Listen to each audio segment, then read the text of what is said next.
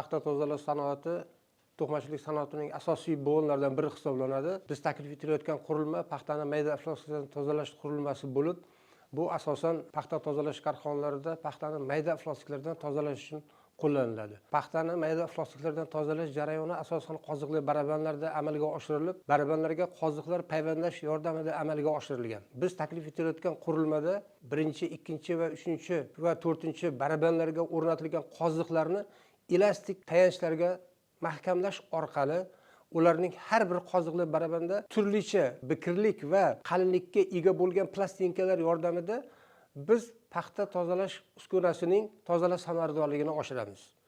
Ma'lumki, paxta birinchi barabanga kelib tushganda paxta unchalik bo'laklarga ajralmagan bo'ladi. Shuning uchun birinchi barabanga o'rnatilgan qoziqlarning plastinkalarining bikrligini yuqori darajada, ya'ni qoziqlarning tebranishini oshirish uchun keyingisida nisbatan 10% ga kam, ikkinchisida 20% ga, uchinchisida 30% ga kam bo'lgan plastinkalarni o'rnatib tozalash yo'yi bo'yicha plastinkalarning tebranishlarini pasaytirish hisobiga qurilmamizning tozalash samaradorligini oshirishga erishamiz. Bundan kelib chiqqan holda birinchi barabanimizda paxta yaxshi titilib, ikkinchi barabanga o'tganda uning titilish darajasi 10% ga, uchinchi barabanda 20% ga, to'rtinchi barabanda esa 30% ga kamaygan bo'ladi. Paxtani qanchalik darajada qoziqlar yordamida ko'p titiladigan bo'lsa, uning tarkibidagi iflosliklar miqdori shunchalik darajada ajralish jarayoni amalga oshiriladi. Taklif etilayotgan qurilmamizning tozalash samaradorligi 10-15% ga nisbatan oshishi kutilmoqda.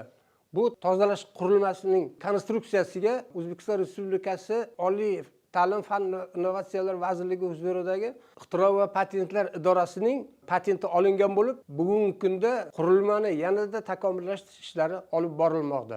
Bu taklif etilayotgan qurilmamiz Farg'ona viloyati Bog'dod tumani eksperimental, ya'ni tadqiqot paxta tozalash korxonasi uzluksiz tozalash jarayoniga o'rnatilgan.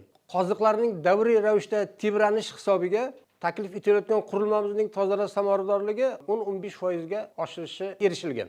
1 yilda olinadigan iqtisodiy samaradorlik 372.560.000 so'mni tashkil etadi.